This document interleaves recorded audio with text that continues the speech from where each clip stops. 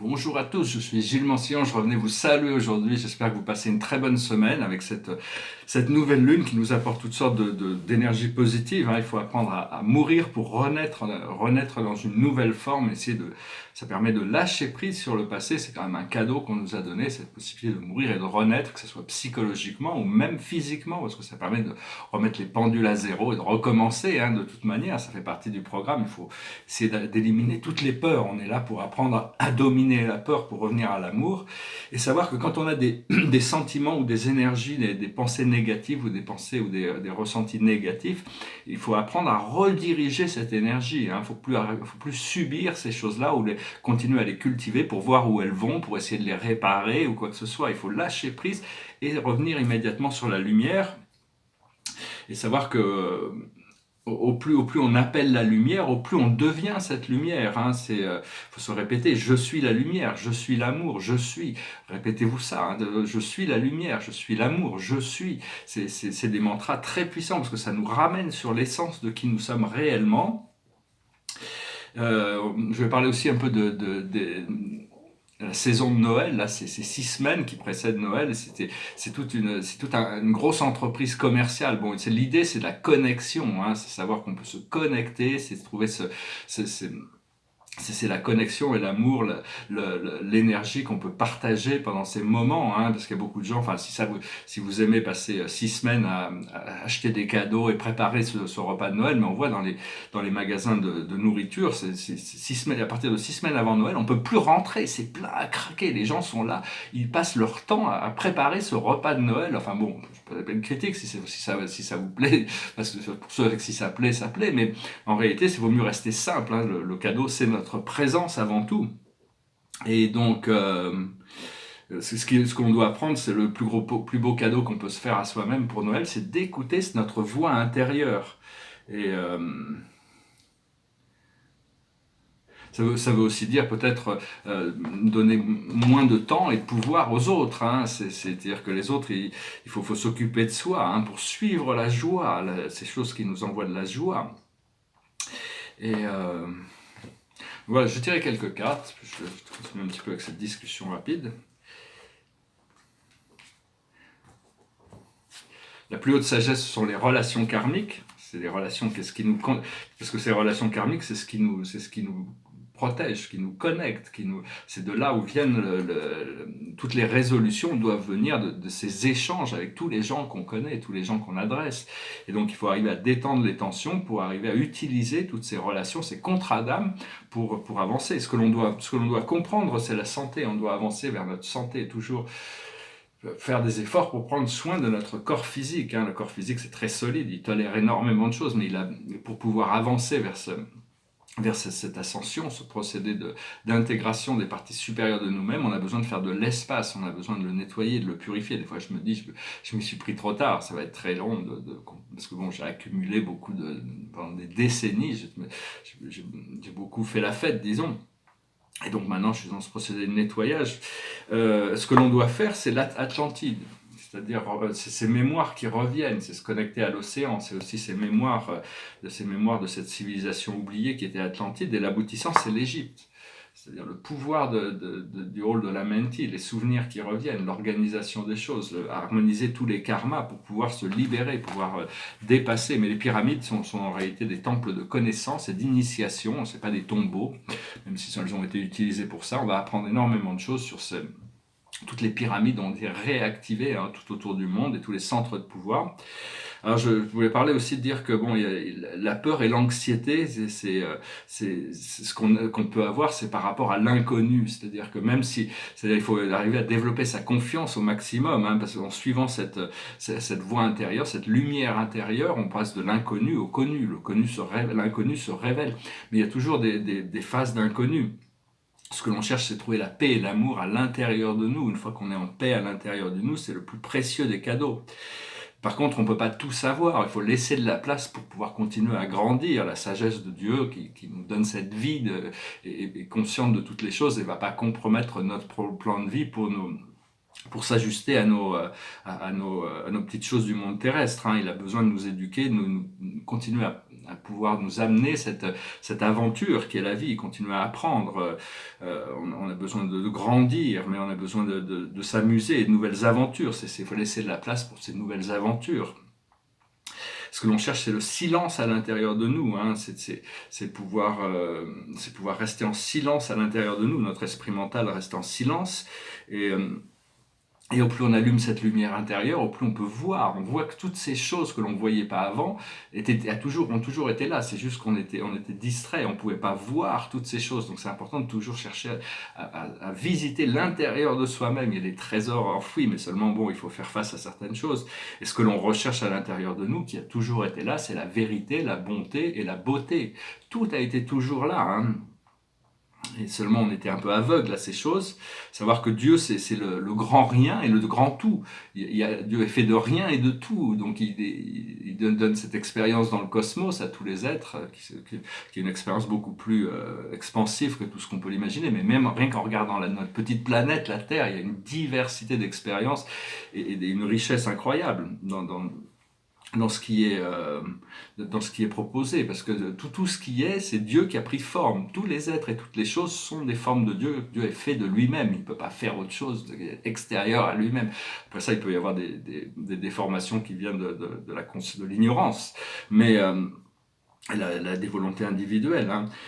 Savoir que Dieu c'est le manifesteur et nous sommes le manifesté, c'est-à-dire il nous a manifesté avec ce pouvoir divin qui nous permet d'exister, hein. Donc c'est pas oublier le créateur. La création est importante, mais le créateur est plus important que la création.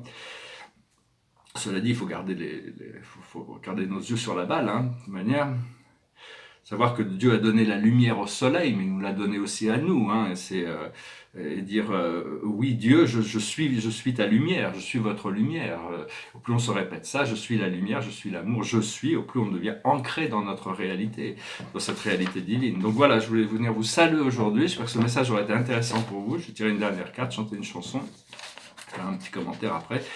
Derrière moi, c'est les tableaux, c'est un portrait de Giacometti. Je pense qu'il est fini, je pense que je l'ai fini. Je l'ai montré l'autre jour, mais il n'était pas fini. Il a un peu un côté... il est pas mal, je trouve, hein, avec son astrologie derrière. C'est-à-dire, il avait son soleil en balance, son ascendant en lion, et il avait Mercure, Vénus et Mars avec son nœud du Nord en scorpion, et la lune en vierge. Enfin c'est un portrait un peu sketchy, mais bon, je crois que je vais le garder comme ça, ou je vais peut-être faire une ou deux petites retouches. Et ici, c'est une grande scène, c'est un tableau très important, je le regardais. Au départ, c'était juste des murs, il y avait 3 murs, dans une galerie avec une sorte de rivière qui coulait.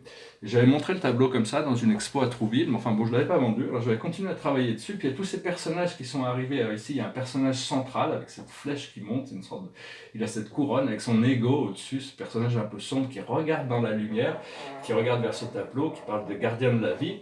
Et ici, il y a toute une scène, il y a trois femmes nues, 3 grâces. Et puis il y a un autre personnage, une femme qui est venue se mettre ici, qui joue avec ce petit animal et ces 2 personnages ici.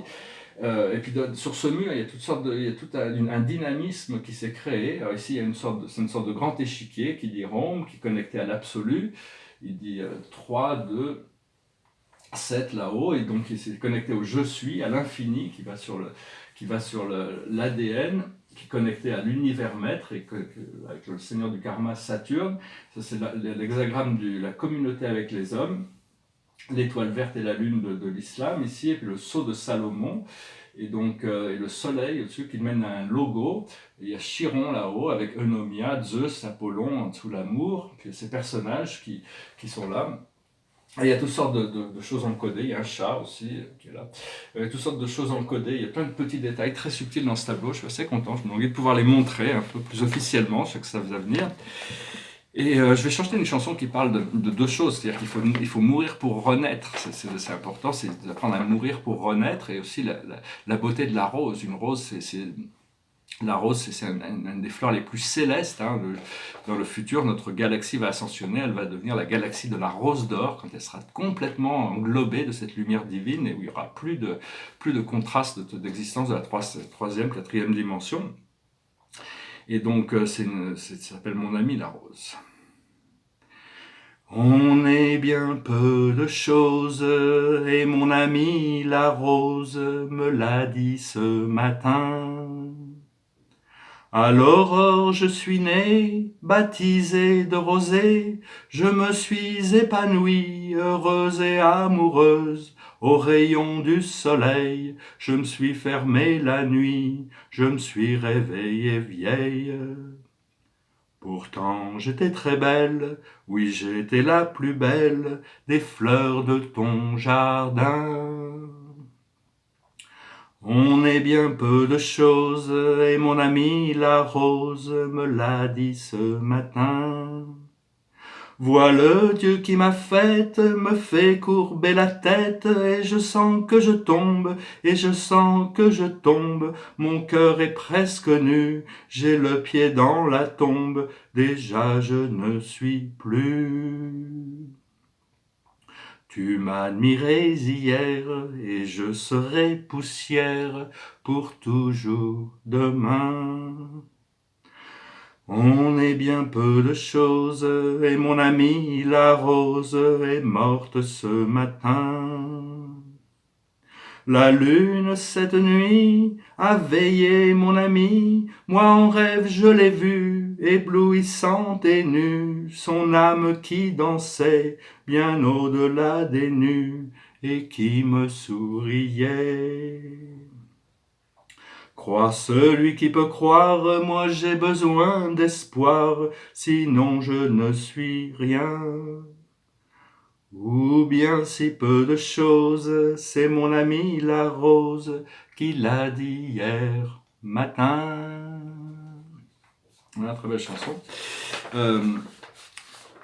Pour commenter sur de sujets d'actualité, je vais juste finir avec ça, et tout cet emballement médiatique sur la violence faite aux femmes. Mais c'est absolument honteux, c'est évident que la violence faite aux femmes, aux enfants, mais même la violence faite aux hommes est complètement inadmissible.